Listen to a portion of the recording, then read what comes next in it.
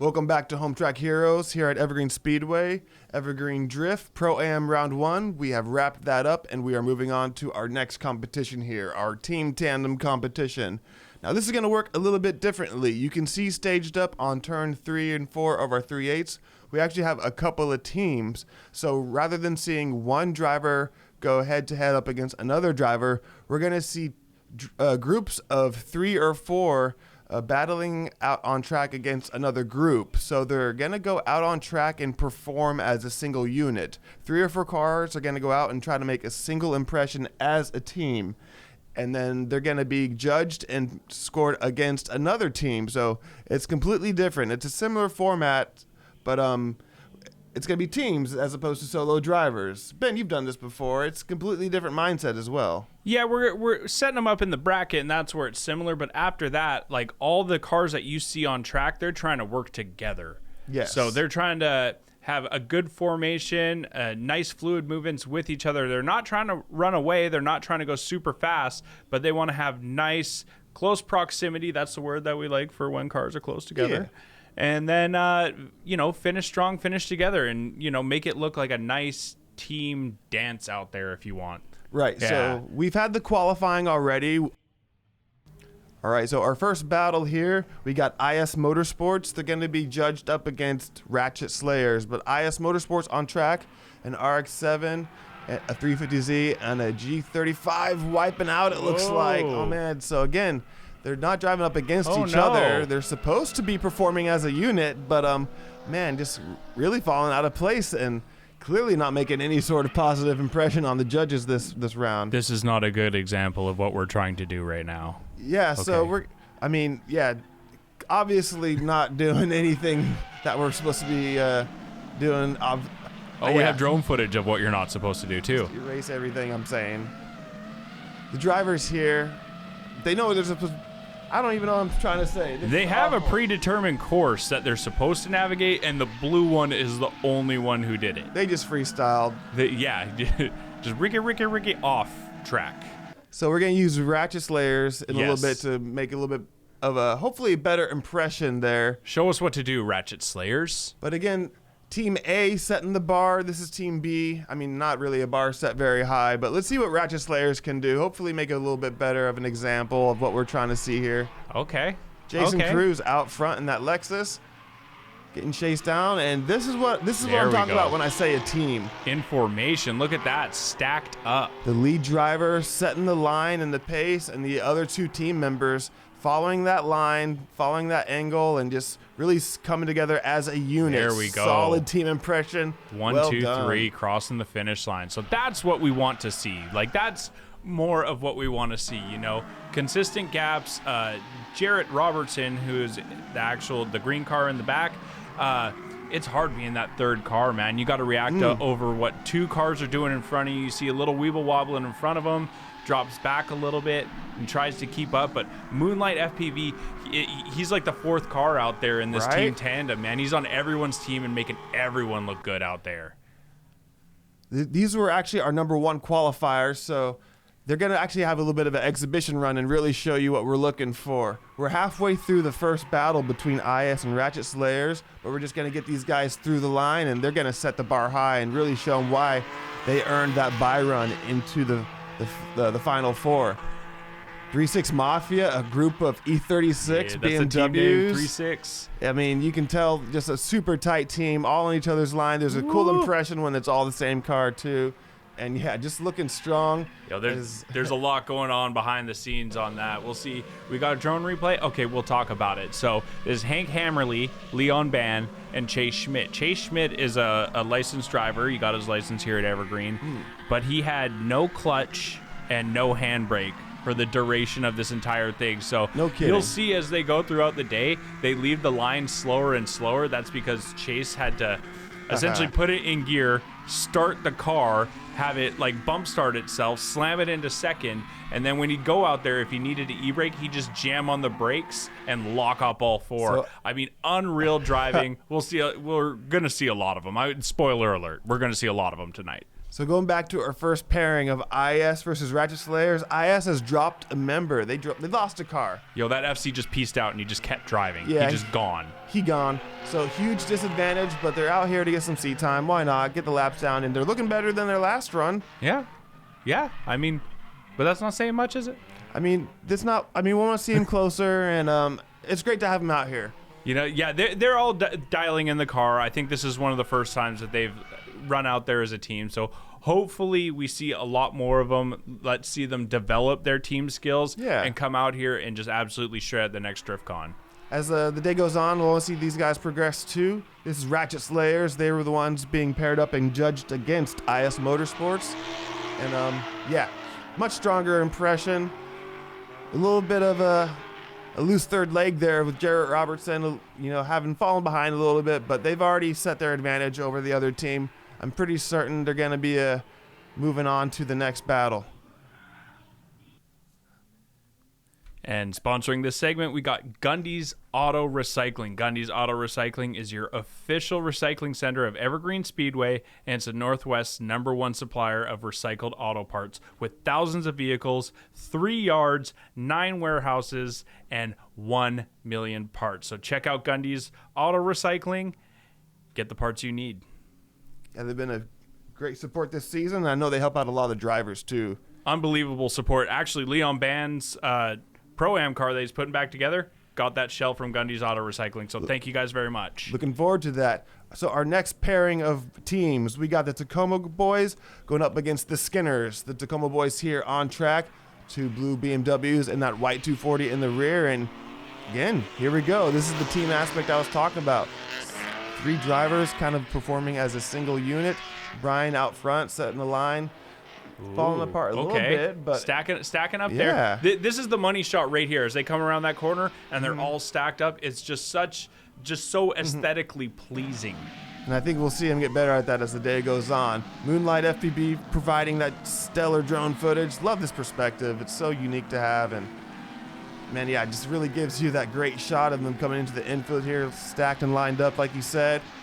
A little bit out of shape, out of line right there, but they bring it back real quickly. And yeah, that final, that money shot from the grandstand perspective is hard to beat. So they're paired up against the Skinners here. Yo, they had a non-PG name, but we're calling them the Skinners because this is a family show, okay? But if you know, you know. But man, these cars, they're just in pieces. They've been skinned. They've been all cut up. Yeah. Oh! Huge. Oh, good evasive maneuvers. Glad they were able to avoid any contact there between them. But man, yeah, wow. The Skinners cutting it quick. How loud is the exhaust volume at home? I like RIP headphone users. Right? Yeah. This was just a cacophony of sounds on track. But that's part of the game. But definitely there's some obnoxious sounds happening, no doubt. The drone, that's a stellar perspective though. But yeah, after that spin, after that huge correction, the Beamer out front, he's leading nobody. He's just kind of on a solo mission. I mean, the run's kind of a bust at this point, but at least they made it out in one piece. He probably got to the end and saw his buddies like, well, you guys are not where you're supposed to be. Right? What took you so long? So advantage here going to Tacoma Boys. This is their second run. They have an advantage, but this is their second run to keep on making a good impression. They got that slow and steady pace into the first turn, and then they make the initiation. Which, yeah, they take it slow and steady in there because you're not trying to run away from everyone. You want everyone stacked up. You want everyone nice and close together, so you're going to make it as easy as possible. And they're starting to figure it out. I mean, look at these guys. They're coming not quite stacked up perfect, but, I mean, they're reining it in. They're getting it more dialed with every run, and I'm liking what I'm seeing. As a driver, what's your ideal position in the 3-way tandem? I like being the lead driver because I'm pretty good about just worrying about myself and what I'm doing. Yeah. So I can go out there and throw down a nice, smooth lead run. But when you get to put it on someone's door, there's no other feeling like that. So being one of those chase drivers isn't the worst thing in the world. Let's see if the Skinners can clean things up and put it on each other's doors. Yeah.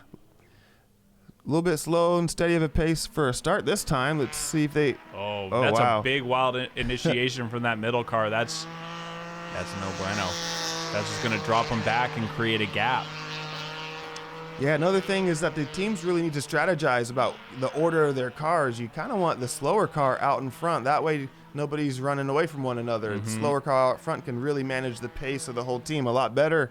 And I think these guys honestly just need to run a little bit longer, get a little bit more familiar with each other. Yeah, and that just is what it is. I mean, all of drifting is just getting seat time and figuring it out. And I mean, I want to see all these teams prosper. So I want to see all these teams stick together. Hell, I want to see them all the same color. So if they can, all three of them agree on one color, paint them all that color. It looks great on track. Fantastic. But right now, it looks like that's going to be the end of the day for the Skinners. So Tacoma Boys going to be moving on there. Looks like we're going to have another quick buy run, an example run. No, this is 3-6 this is battle time. Oh, we're 3-6 moving. Mafia is going against Ratchet Slayers now. So 3-6 Mafia gets to lead the way, gets to set the pace right now. And you see them starting a little bit wide, but as they go through the course, they tighten it up. Much earlier than other teams, too. And just the formation, again, them being on each other's line, and the overall impact of the team look, the sort of moldy Oreo or whatever you want to call it, black, green, black. It's just a solid-looking team. Moldy Oreo. That's a special edition flavor, the moldy Oreo. We'd all take a second look at that, no doubt. The drone, though, bouncing off the roof, though, of that E36 in the rear, that's Chase Schmidt, I think you said, that's in the rear position. Yes. And I never would have guessed all the problems he was fighting through to get that car to go. But yeah, that whole team is really making it work pretty good for him. As they set the bar high for that battle, they're paired up against 3-6 Mafia. This is the Ratchet Slayers. Slayers. Ratchet Slayers coming up now. So now they have to have an answer for 3-6 Mafia. Jason Cruz out front.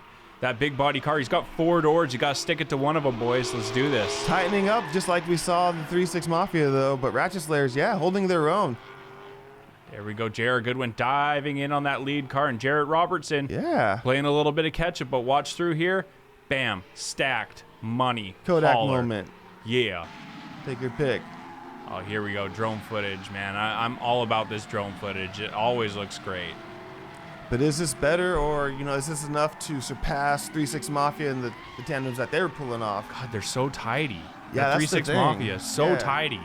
It's like one team kind of enters the field, slow paced in the suit and tie, and the other team is sort of just running in full speed with their arms wailing and flapping. So yeah, 2 different styles with these teams for sure. Kind of have to pick and choose. It's really subjective. But yeah, the formal entry here with these guys, suit and tie for sure. In their fancy BMWs, their German engineering. But look at this already again. Stacked. Around that first pole, just coming in clean. Even the drone hanging tight. Just nice, smooth lines. Yeah, you can see the drone right there with them. A little bit of sloppiness. Again, Chase is having some of those issues to battle through, but, it barely shows. There was maybe just a hint of, lack of fluidity there at the end with that Chase car, but nothing we hadn't seen Jarrett do on the other team. So this is an incident. Judges really have it hard, actually, in a sense, trying to find the little things between the teams. Well, you know about that firsthand, wouldn't you, Matt? Yeah, I was judging this, actually. I happened to be up there, and we have a great perspective up in the tower, but at this point, we're really nitpicking, and actually kind of lucky for us, we lost one of the team members in Ratchet Slayers. And just makes it easy now, right? Right. I'm just going to let what happens here. But Jarrett Robertson and Jason Cruz out front, they're doing what they can, but again, with the man down, we do ask minimum 3-car team in order to progress, so there's little to nothing they can do at this point. As strong as an impression as they're making with just 2 cars, it's just a huge disadvantage. Yeah, they dropped J.R. Goodwin. He actually caught fire when he was pulling back to the line, so they had to put that out real quick, and unfortunately he was not able to continue with his team. So they're doing what they can. Really, this is just for the fans at this point. This is just to put on a show. But we were seeing solid improvement throughout the day with this team, and I was really looking forward to seeing where they take it. But yeah, bummer about JR. Temps were hot. Cars were getting hot all day. I'm glad that was basically the only incident. So it looks like here we got the Tacoma Boys again. Mm-hmm. And they're going up against the Clucksters. Yeah, the Clucks. The Clucks. But right now, Tacoma Boys, we saw them a little bit earlier, and you see every run they take, they're getting a little bit tidier, a little bit tighter. And as I say that, the announcer's curse happens. Right? And then they just fall apart. Yeah. I mean, all over the place, just comes unraveled. The middle car is really a gamble to be in that position, and that car can really throw off the whole image of the whole team and the line of the chase driver in the back. And yeah, so a lot to gamble on depending on where you're at. They had a good setup, like you said. Things were They're going set up good. there, but as soon as they got into the power alley, it looks like the blue E36 in the middle just tried to overcome. Brian Sturman out front in the E30 had a little bit of issues. So not the cleanest run, not the prettiest out there on track, but Hey, they stayed in drift, and yeah, they're going up against the Clucks. the Clucks, these guys were the dark horse of the day. It was unreal. I didn't know what to expect out of them. Honestly, I didn't expect a lot out of them, but they ended up making quite the impression. 2 Zinke S14s and the Beamer, setting the solid line out front. They slowly took it in with one another, and I mean, yeah, they were getting solid crowd reactions, and Absolutely. Just blatant disregard for their car's well-being right here. yeah, Torn in the middle. That S14, that purple S14, definitely took it he took it in a couple times. Yep. And Torn was playing to win. Yeah. He's playing to win, absolutely. Turned that car upside down in one event for sure. Mad props to Aaron in the back. And yeah, the whole team has just made a solid impression. You can see the left foot braking there. And again, good strategies. Having a slow-paced car out in front makes it easier on the rest of the team to keep pace and buckle in that line as they tighten up around, yeah, that last corner. Just the money shot. So each team has taken their first runs. Second half of the battle. This is the final four, so teams in podium or trophy contention. A little bit different of a start this time. Walk their way into the first turn. All right, nice smooth start. Looking tidy. Looks like they know exactly what is expected of them. Not Getting it bad. together. All right. Oh, a little hesitation there in the back from that S13. He got choked up a bit, and I think that's a big gap that created. It's not very fluid out there from the Tacoma Boys. Yeah, I mean, they were all together, but, you know, the gaps were inconsistent, and we want to see as little of that as possible. So let's see if the Clucks can do better. Similar approach to that first initiation. Nice smooth from all three of them. Yeah, look at the proximity here, and let's see if they maintain it. Like maybe half a car distance between them. And now Torn, you know, in the middle, he's going to start applying the pressure at the sacrifice of his own car. All right, so a little bit chaotic coming across the finish line there for the Clucks, but I mean, overall it's a good run. I mean, they're, you know, like you said, consistent gaps. In the team tandem, there's not so much.